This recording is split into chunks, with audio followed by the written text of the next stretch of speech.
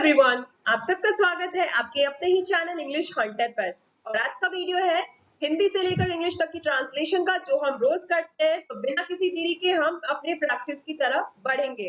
तो देखिए आपने सामने एक पहला सेंटेंस, तुम इतने लालची कब से हो गए। अब इसको इंग्लिश में कैसे ट्रांसलेट किया जाए, तो सबसे पहले हम ये देखेंगे कि ये जो सेंटेंस है वो प्रेजेंट में है, पास्ट में है या फ्यूचर में है। ठीक है, तो चलिए, तुम इतने लालची कब से हो गए, मतलब क्वेश्चन पूछा जा रहा है कि वो जो बंदा था वो इतना लालची नहीं था, लेकिन अब वो लालची हो गया। तो जो जिसने मतलब आप हैं, आप अपने दोस्त को देख रहे हैं कि वो बहुत ऑनेस्ट है, बहुत ईमानदार है, लेकिन अचानक से वो लालची हो गया। तो जाहिर सी बात है, आप तो उससे पूछेंगे ही कि तुम इतने लालची कब से हो गए। तो उसी तरह से यहाँ पे कोई तुमसे पूछ रहा है, उससे पूछ रहा है कि तुम इतने लालची कब से हो गए। पहले तो नहीं थे, लेकिन अब कब से हो गए। ठीक है, तो चलिए सबसे पहले हम इन सारी हिंदी शब्दों की इंग्लिश मीनिंग लिखेंगे, मतलब इन्हें इंग्लिश में क्या बोला जाता है वो लिख लेंगे। तो चलिए शुरू करते हैं। तुम, यू, इतने, सो, ठीक है, इतने लालची, सो ग्रीडी, कब से, सिंस व्हेन, हो गए, बिकम। अब देखिए, पॉइंट, जब हम किसी पॉइंट की बात करते हैं, शुरुआत की बात करते हैं कि कहां से शुरुआत हुई है, तब हम वहां पर सिंस का यूज करते हैं। ठीक है, कब से मतलब हम वहां पे हम सिंस का यूज करते हैं, मतलब कि आप पहले नहीं थे लेकिन अब कैसे हो गए, कब से आपने इस चीज की शुरुआत की। तो इसीलिए यहाँ पर सिंस का यूज हुआ कि वो पूछ रहा है कि आखिर तुम इतने लालची कब से हो गए, कब शुरुआत हुई। ठीक है, ठीक है, कब से, व्हेन, बिकम। ठीक है, हो जाने की इंग्लिश क्या होती है, बिकम, हो गए, बिकम। ओके, अब हम इसमें क्या करेंगे, इस सारी हिंदी शब्दों की हमने इंग्लिश मीनिंग निकाल ली। अब हम इससे एक मीनिंगफुल सेंटेंस बनाएंगे। ठीक है, तो आप यहाँ पर देख सकते हैं कि सबसे पहले हमें ये देखना है सब्जेक्ट की, सब्जेक्ट क्या है, मतलब यहाँ पर काम कौन कर रहा है, या पूरे सेंटेंस में बात किसके बारे में की जा रही है। तो पूरे सेंटेंस में यहाँ पर आप देखेंगे तो काम तो कोई नहीं कर रहा है, लेकिन यहाँ पे बात हो रही है तुम के बारे में, तुमसे बोला जा रहा है, पूछा जा रहा है कि आखिर तुम इतने लालची कब से हो गए। ठीक है, तो यहाँ पे क्वेश्चन है। याद रखिए, अगर सेंटेंस में सब क्वेश्चन पूछा जा रहा है तो सबसे पहले क्वेश्चन आएगा। ठीक है, तो चलिए सबसे पहले क्वेश्चन आएगा, मतलब सिंस, कब से, सिंस व्हेन डिड, और डिड का इस्तेमाल कब हुआ। डिड का इस्तेमाल भी हम क्वेश्चन के लिए करते हैं, क्वेश्चन के लिए करते हैं, मतलब कि क्वेश्चन डिड का इस्तेमाल तब होता है हम पास्ट में जब क्वेश्चन करते हैं ना, मतलब पास्ट में जो हो गया, मतलब ये लालची बन गया, तो वही क्वेश्चन पूछा जा रहा है कि आखिर आप लालची कब से हो गए। तो इसीलिए डिड का इस्तेमाल हम पास्ट में करते हैं, पास्ट टेंस के क्वेश्चन को पूछने के लिए, जो बीत गया उसके क्वेश्चन को पूछने के लिए हम डिड का इस्तेमाल करते हैं। डिड यू, फिर आया आपका subject, become so greedy. Okay, चलिए, आपका क्या मतलब है, आपका क्या मतलब है, चलिए लिखते हैं। आपका यू, ठीक है, आपका यू क्या मतलब है, क्या, व्हाट डू मतलब है मीन। ठीक है, मतलब है, मतलब की इंग्लिश क्या होती है, मीन। ठीक है, व्हाट डू यू मीन, मतलब आपका क्या मतलब है। अगर कोई आपसे बोले कि आपका क्या मतलब है, तो इंग्लिश क्या होगी, what do you mean. Question पूछा जा रहा है ना, what do you mean, simple. मैं उसकी मदद जरूर करूंगी, मैं उसकी मदद जरूर करूंगी, मतलब फ्यूचर की बात, मैं उसकी मदद जरूर करूंगी, मतलब वो भविष्य काल की बात कर रहा है। चलिए, मैं, आई, उसकी, हिम, लड़की के लिए उसकी क्या होता है, हर, मदद, हेल्प, जरूर, डेफिनेटली, ओके, करूंगी, विल।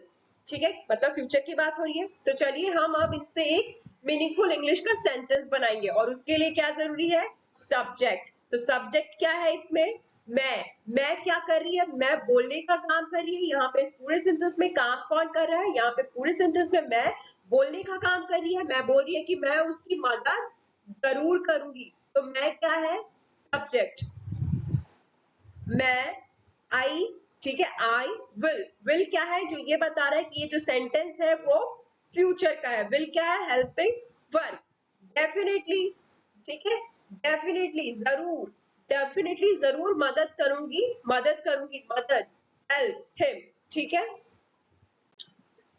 आज आज मुझे बहुत नुकसान हुआ, आज मुझे बहुत नुकसान हुआ। तो चलिए इनकी हम इंग्लिश मीनिंग निकालेंगे। आज टुडे मुझे आई, मतलब वो कह रहा है ना कि मुझे आज बहुत नुकसान हुआ, तो आई, ठीक है। बहुत, सो मच, बहुत, सो मच, नुकसान, लॉस, नुकसान की इंग्लिश लॉस, हुआ, सफर्ड, होने की इंग्लिश क्या होती है, हो गया, होने की, ये हो गया तो हम बोलते ना इट हैपेंड, लेकिन यहाँ पर हैपेंड नहीं आएगा, यहाँ पर हमने खुद, हमें नुकसान हुआ है तो हम हैपेंड नहीं बोलेंगे, चीज हुआ है लेकिन हमारे साथ हुआ है, ठीक है ना, तो हम सफर करते हैं, ठीक है, हैपन नहीं होता, सफर होता है, तो सफर्ड। फिर क्या आएगा, मुझे आज बहुत नुकसान हुआ, अब यहाँ पर क्या है, आज, आज मुझे बहुत नुकसान हुआ, तो यहाँ पे सब्जेक्ट क्या है, आई है, क्योंकि आई बोलने का काम कर रहा है, लेकिन उससे पहले टुडे आया, टुडे क्या है, टुडे एक एडवर्ब है, क्रिया विशेषण है जो सेंटेंस में एक्स्ट्रा इंफॉर्मेशन जोड़ने का काम कर रहा है, ठीक है ना, मतलब उसे आज नुकसान हुआ, ठीक है, वो चाहती तो ऐसे बोल सकती थी मुझे बहुत नुकसान हुआ, लेकिन मुझे आज बहुत नुकसान हुआ, तो सेंटेंस में एक तरह से एक्स्ट्रा इंफॉर्मेशन दे दिया गया है। तो टुडे, फिर है आपका सब्जेक्ट आई, सफर्ड, बहुत सफर्ड, ठीक है, सो मच लॉस, आज मुझे बहुत नुकसान हुआ, ठीक है, इस बारे में हम बाद में सोचेंगे, ठीक है, हम इस बारे में बाद में सोचेंगे, ओके।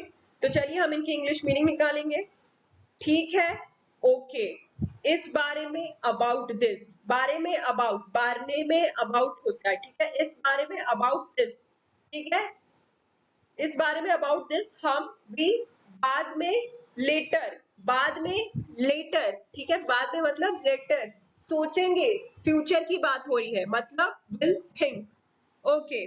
तो यहाँ पर सब्जेक्ट क्या है, यहाँ पर सब्जेक्ट क्या है, यहाँ पर किसके बारे में हम बोल रहे हैं कि ओके ठीक है, हम इस बारे में बाद में सोचेंगे, ओके। तो देखिए सबसे पहले यहाँ पे क्या आएगा, ठीक है, ठीक है ना, ठीक है मतलब सेंटेंस में एक्स्ट्रा इन्फॉर्मेशन जोड़ रहा है, ठीक है, ठीक है, हम इसके बारे में बाद में सोचेंगे, ओके, ठीक है। फिर है आपका सब्जेक्ट बी, हम, we will, helping verb will, think, सोचने का काम हो रहा है, अबाउट दिस लेटर, हम इसके बारे में बाद में सोचेंगे। क्या कल आपके यहाँ भी मेहमान आ रहे हैं, क्या कल आपके यहाँ भी मेहमान आ रहे हैं, मतलब फ्यूचर की बात हो रही है, ठीक है, मतलब कल बोला जा रहा है कि क्या कल आपके यहाँ भी मेहमान आ रहे हैं, मतलब उसके यहाँ भी मेहमान आ रहा है, तो वो पूछ रहा है कि क्या कल आपके यहाँ भी मेहमान आ रहे हैं। तो चलिए हम इनकी इंग्लिश मीनिंग निकालेंगे, ठीक है। तो जब भी सेंटेंस के लास्ट में आ रहे हैं या और क्वेश्चन पूछा जाता है तो हमेशा आर आता है क्वेश्चन में, तो क्या की इंग्लिश क्या होती है, आर। जब भी काम जारी होता है, ठीक है, जारी होने के साथ साथ क्वेश्चन पूछा जाता है तो आर का इस्तेमाल करते हैं, ठीक है। प्रेजेंट कंटिन्यूअस में अगर क्वेश्चन पूछा जा रहा है तो आर का इस्तेमाल होता है, ठीक है, ओके। तो कल, टुमारो, आपके यहाँ, योर, ठीक है ना, आपके यहाँ, आप ये देख लीजिए, पहले ये देखिए कि अगर हम आपके यहाँ यू लिखेंगे तो सेंटेंस सही बनेगा, लेकिन आपके यहाँ मतलब योर, ठीक है, ठीक है, यहाँ का मतलब प्लेस, आपके घर में मतलब प्लेस, भी, टू, मतलब क्या, उस, देखिए आप सेंटेंस को समझिए, सामने वाले के घर पे भी गेस्ट आ रहे हैं तो उसने बोला क्या आपके यहाँ भी आ रहे हैं, तो जब चीजें एक साथ होती है, जब चीज दोनों के घर में या दोनों के साथ, दो इंसान के साथ एक ही चीजें होती है, तो सामने बोलता है, सामने वाला क्या बोलता है कि मेरे साथ ये हुआ, तो क्या आपके साथ भी ये हुआ, तो फिर हम वहां पे टू का इस्तेमाल करते हैं, टू का इस्तेमाल करते हैं। मेहमान, गेस्ट, आ रहे हैं, कमिंग, आ रहे हैं मतलब कमिंग, ठीक है।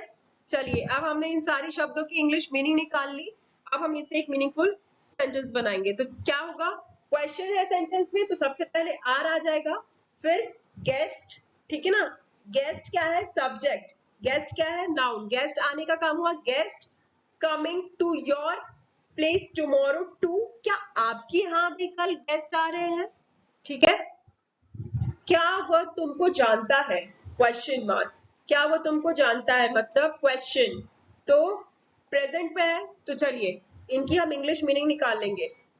क्या, अगर वह के साथ क्या आएगा ना, तो डू का इस्तेमाल ही होगा डज। थर्ड पर्सन के साथ डू नहीं आता है, थर्ड पर्सन के साथ डज आता है, ठीक है। मैं, यू, इसके साथ डू आएगा, लेकिन थर्ड मतलब उसका, वह, ये सारी क्या है, तीसरा व्यक्ति है, और इन सब के साथ हमेशा क्वेश्चन में डज आता है अगर वो प्रेजेंट में है तो, ठीक है ना। तो क्या वो तुमको जानता है, तो क्या की इंग्लिश क्या होगी, डज। यहाँ पर वह, ही, लड़की के लिए वह क्या होता है, शी। तुमको, यू, जानता है, नो, ठीक है। जानने की इंग्लिश क्या होती है, नो। ओके, अब यहाँ पे क्वेश्चन पूछा जा रहा है कि क्या वो तुमको जानता है, ठीक है। तो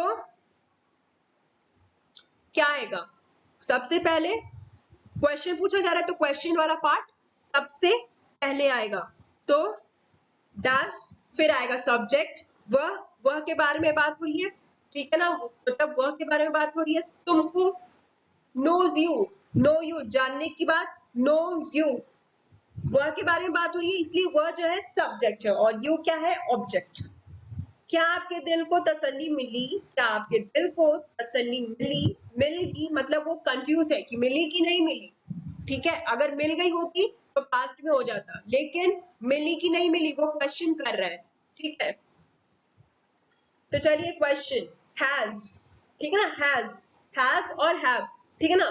डू का इस्तेमाल नहीं करेंगे, अगर हमने डू लिखा तो कोई सेंटेंस नहीं बनेगा, तो हैज का इस्तेमाल, ठीक है ना। हैज, ठीक है ना, हैज और हैव दोनों प्रेजेंट में यूज होता है, ठीक है। हैज आपके, योर, ठीक है ना, आपके दिल, योर, अगर हम यू लिखेंगे आपका मतलब होता है यू, लेकिन अगर हम यहाँ पे यू लिखेंगे तो कोई सेंटेंस नहीं बनेगा, ठीक है ना। आपके दिल को, तो इसीलिए योर, ठीक है ना। दिल, हार्ट, तसल्ली, तसल्ली की इंग्लिश क्या होती है, सोलेस। मिली, फाउंड, फाउंड या गॉट, गेट, ठीक है ना, फाउंड या गेट, ठीक है ना। फाउंड भी बोलते हैं मिलने को और गेट भी बोलते हैं, तो यहाँ पे क्या हो जाएगा, गॉट।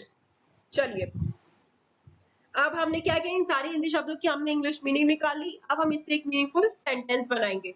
तो यहाँ पर क्या हो रहा है, यहाँ पे क्वेश्चन पूछा जा रहा है कि क्या आपके दिल को तसल्ली मिली, तो क्या आएगा सबसे पहले, हैज योर, है ना, आपके दिल, योर क्या है, सब्जेक्ट, हार्ट, फाउंड सोलेस, या फिर ऐसा भी हो सकता था, has your heart, has your heart got solace, क्या आपके दिल को तसल्ली मिली, ठीक है ना।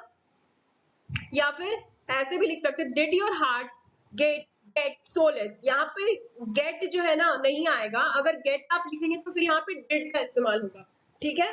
पर हैज है इसीलिए यहाँ पे पास्ट हो गया, फाइंड की जगह फाउंड, गेट की जगह गॉट। हर एक चीज का वक्त होता है, हर एक चीज का वक्त होता है, तो हर एक चीज, हर एवरी, एक सिंगल, हर एक चीज, एवरी सिंगल थिंग, ठीक है, हर एक चीज का वक्त, टाइम होता है, इज अ, प्रेजेंट में है ना इसीलिए इज आएगा, ठीक है ना। प्रेजेंट में एक सेंटेंस दिया है, जस्ट एक सिंपल सा सेंटेंस, उसमें कुछ नहीं हो रहा है, एक मतलब सिंपल सा सेंटेंस है, तो इसका इस्तेमाल होगा, ठीक है। हर एक चीज का टाइम होता है, ठीक है ना। फिर यहाँ पे किसी के बारे में बात नहीं हो रही है, यहाँ पे कोई काम भी नहीं कर रहा है, और यहाँ पे कोई सब्जेक्ट भी नहीं है, तो जब सब्जेक्ट ना हो तो क्या करेंगे हम, सबसे पहले देयर या इट का इस्तेमाल करेंगे। अगर सब्जेक्ट नहीं है तो देयर या इट का इस्तेमाल होगा। देयर और इट जो है डमी सब्जेक्ट है, ये तब इस्तेमाल किए जाते हैं जब सेंटेंस में रियल सब्जेक्ट नहीं होता है, तो जरूरत पड़ने पर हम देयर या इट का यूज करते हैं, तो ठीक है। देयर इज अ, फिर क्या होता है, time, for every single thing, for every single thing. For का इस्तेमाल कब करते हैं और क्यों करते हैं, मैं नीचे डिस्क्रिप्शन में लिंक मैंने दे रखा है, आप चाहे तो देख सकते हैं, ठीक है। तो चलिए हम आज का वीडियो यहीं पे क्लोज करते हैं। अगर आपको वीडियो थोड़ा भी यूजफुल लगा है या समझ में आया है तो प्लीज लाइक कीजिए, वीडियो को लाइक कीजिए, कमेंट करके बताइए, और चैनल को सब्सक्राइब करना ना भूलें। Thank you very much.